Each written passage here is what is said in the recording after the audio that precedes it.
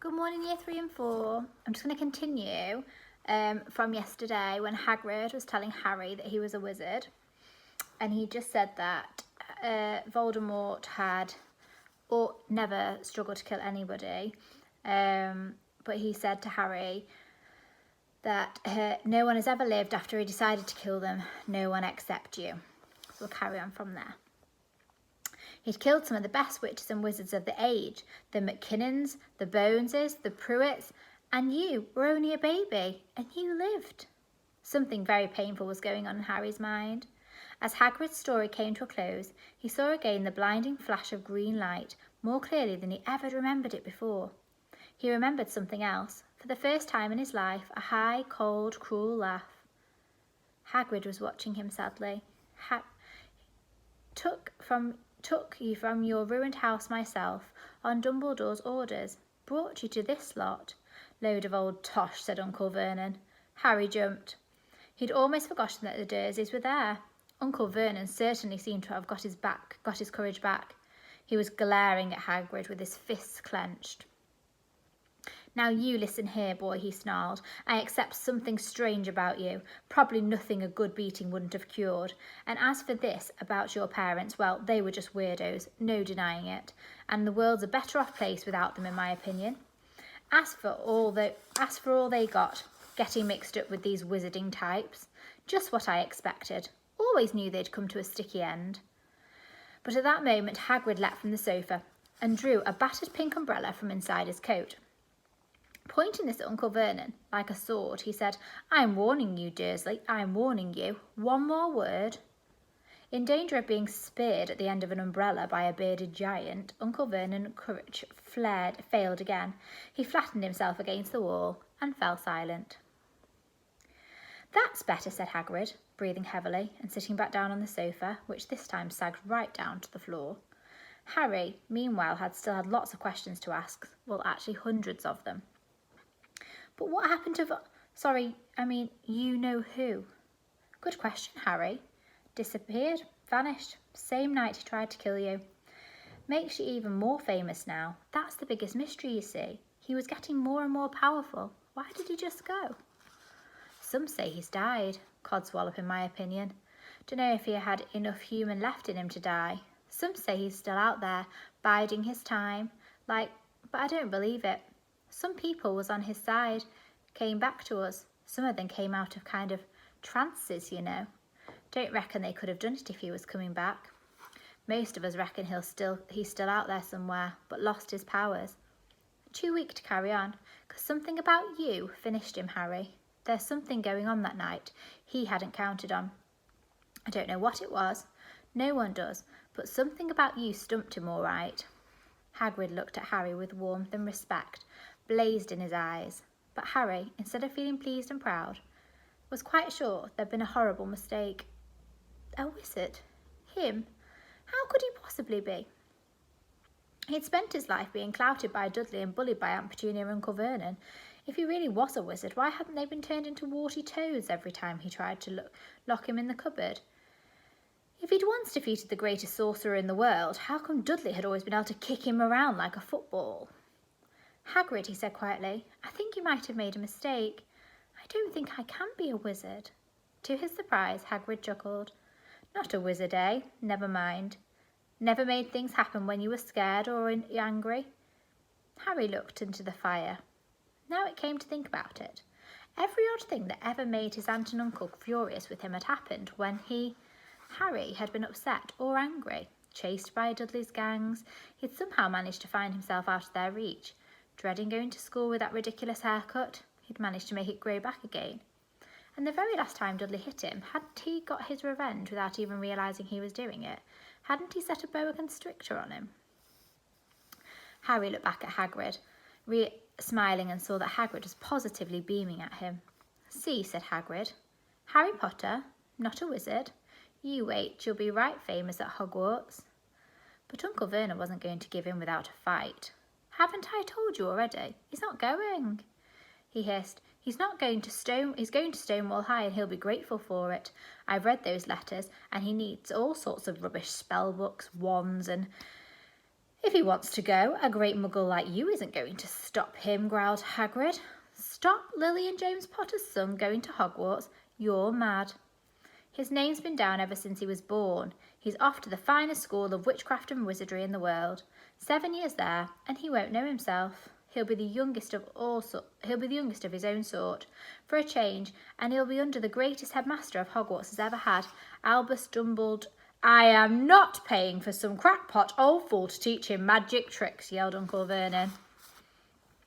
But he'd finally gone too far. Harry seized the umbrella and whirled it over his head. Never, he thundered, insult Albus Dumbledore in front of me.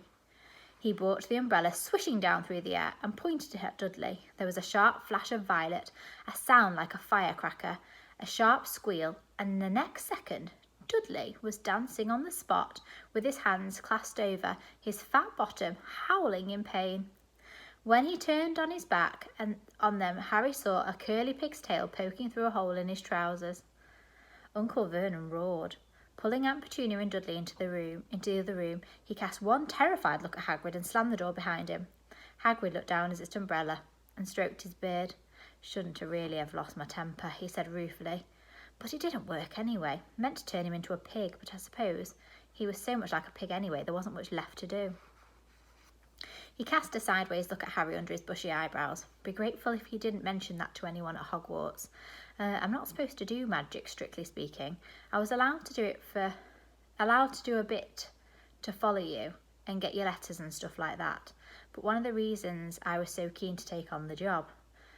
Why aren't you supposed to do magic? Said Harry. Oh, well, I was at Hogwarts myself, but I got expelled. To tell you the truth, in my 3rd year, they snapped my wand in half and everything. But Dumbledore let me stay as a gamekeeper. Great man, Dumbledore. Why were you expelled? It's getting late and we've got lots to do tomorrow, said Hagrid loudly. Got to get up to town, get all your books and that. He took off his thick black coat and threw it to Harry. You can keep under that, he said. Don't mind if it wiggles a bit. There's a few dormice in one of the pockets. Okay, we'll have a little look. We'll start this next chapter, which is Diagon Alley. Harry awoke the next morning, although he could tell it was daylight. He kept his eyes shut tight. It was a dream, he told himself firmly. I dreamed a giant called Hagrid came to tell me I was going to school of wizards. When I opened my eyes, I'll be at home in my cupboard. There was suddenly a loud tapping noise, and there's Aunt Petunia knocking on the door. Harry thought, his heart sinking, but he didn't open his eyes. It had been such a good dream. Tap, tap, tap. All right, Harry grumbled, I'm getting up. He sat up, and Hagrid's heavy coat fell off him. The hut was full of sunlight, the storm was over, Hagrid himself was asleep on the collapsed sofa, and there was an owl rapping its claw on the window. A newspaper was held in its beak. Harry scrambled to his feet, so happy he felt as though a large balloon was swelling inside him. He went straight to the window and jerked it open. The owl swooped in, dropped the newspaper on top of Hagrid, who didn't wake up. The owl then fluttered to the floor and began to attack Hagrid's coat. Don't do that! Harry tried to wave the owl out of the way, but it snapped its beak fiercely at him and carried on savaging the coat. Hagrid, said Harry loudly, there's an owl. Pay him, Hagrid grunted on the sofa. What? What? He wants paying for delivering the paper. Look in the pockets. Hagrid's coat seemed to be made of nothing but pockets, bunches of keys, slug pellets, balls of string, mint humbugs, tea bags. Finally, Harry pulled out a handful of strange-looking coins. Give him 5 nuts, said Hagrid sleepily. Nuts? The little bronze ones. Harry counted out 5 little bronze coins, and the owl held out its leg so he could put the money in a small leather pouch tied onto it. Then it flew off through the open window. Hagrid yawned loudly, sat up and stretched. Best be off. Harry, lots to do today. Got to get up to London and buy all your stuff for school. Harry was turning over the wizard coins and looking at them. He just thought for something which made him feel as though the happy balloon inside him had just got a puncture. Hagrid? Said Hagrid, who was pulling on a huge boot. I haven't got any money, and you heard Uncle Vernon last night. He won't pay for me to go and learn magic. Don't worry about that, said Hagrid, standing up and scratching his head. Think your parents didn't leave you anything? But if their house was destroyed, they didn't keep their gold in their house, boy. First stop for us is Gringotts, Wizard's Bank. Have a sausage. They're not bad cold, and I wouldn't say no to a bit of cake on your birthday neither. Wizards have banks. Just the one, Gringotts. It's run by goblins. Harry dropped a bit of sausage he was holding. Goblins? Yeah, so you'd be mad to try and rob it. I'll tell you that. You never, ever, ever mess with goblins. Harry, Gringotts is the safest place in the world for anything you want to keep safe, except maybe Hogwarts. As a matter of fact, I've got to visit Gringotts anyway for Dumbledore. Hogwarts business. Hagrid drew himself up proudly. He usually gets me to do important stuff for him. Fetching you, getting things from Gringotts. Knows he can trust me, you see. Got everything. Come on then. Harry followed Hagrid onto the rock. The sky was quite clear now, and the sea gleamed in the sunlight. The boat Uncle Vernon had hired was still there with a lot of water in the bottom after the storm. How did you get here? Harry asked, looking around for another boat. I flew, said Hagrid. Flew? Yes, but we'll go back in this. Not supposed to use magic now I've got you. They settled down in the boat, Harry still staring at Hagrid, trying to imagine him flying. Seems a shame to row, though, said Hagrid, giving Harry another sideways look.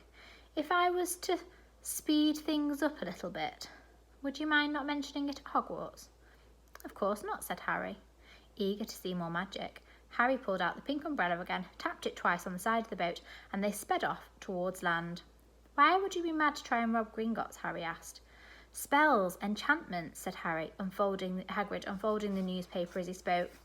They say there's dragons guarding the high security vaults. And then you've got to find your way. Gringotts is hundreds of miles under London, you see, deep under the ground. You'd die of hunger trying to get out, even if you did manage to get your hands on something. Harry sat and thought about this for a while Hagrid read his newspaper, the Daily Prophet it's called. Harry had learnt from Uncle Vernon that people liked to be left alone when they did this, but it was very difficult. He'd never had so many questions in all his life. Ministry of Magic messing things up again as usual, Hagrid muttered, turning the page. There's Ministry of Magic? Harry asked before he could stop himself. Of course, said Hagrid. They want Dumbledore for Minister, of course, but he'd never leave Hogwarts. So old Cornelius Fudge got the job. Bungler, if ever there was one, so he pelts Dumbledore with owls every morning asking for advice. But what does the Ministry of Magic do? Well, the main job is to keep the muggles keep it from the muggles that there's still witches and wizards up and down the country. Why? Blimey, Harry, everyone would be wanting magic solutions to their problems. It is best if we're left alone. At that moment, the boat bumped gently into the harbour wall. Hagrid folded up his newspaper and clambered the stone steps onto the street. Passers-by stared a lot at Hagrid as they walked through the little town to the station. Harry really couldn't blame them. Not only was Hagrid twice as tall as anyone else, he kept pointing at perfectly ordinary things like parking meters and saying loudly, "See that, Harry? Things these muggles dream up of, hey? Hey?" Hagrid, said Harry, panting a bit to keep up with him. Did you say there were dragons at Gringotts? Well, so they say, said Hagrid. Crikey, I'd like a dragon. You'd like a dragon, Hagrid? Wanted one ever since I was a kid. Here we go. They reached the station. There was a train to London in 5 minutes' time. Hagrid, who didn't understand muggle money, as he called it, gave the notes to Harry so he could buy their tickets. People stared more than ever on the train. Hagrid took up 2 seats and sat knitting what looked like a canary yellow circus tent. You still got your letter, Harry? He asked as he counted the stitches. Harry looked at the parchment envelope out of his pocket. Good, said Hagrid. There's a list of everything you need on there. Harry unfolded the second piece of paper. He hadn't noticed it the night before, and he read, Hogwarts School of Witchcraft and Wizardry. Uniform. First-year students require 3 sets of plain work robes in black, 1 plain pointy hat, black for day wear, 1 pair of protective gloves, dragon hide or similar, 1 winter cloak, black, silver fastenings. Please note all pupils should carry name tags. Clothes should carry name tags. Set of books. All students should have a copy of each of the following. The Standard Book of Spells, Grade 1 by Miranda Goshawk. The History of Magic by Bathilda Bagshot. Magical Theory by Adabult Waffling. A Beginner's Guide to Transfiguration by Emmerich Switch. 1000 Magical Herbs and Fungi by Philida Spore. Magical Draughts and Potions by Arsonist Jigger. Fantastic Beasts and Where to Find Them by Newt Scamander, and The Dark Forces, A Guide to Self-Protection by Quentin Trimble.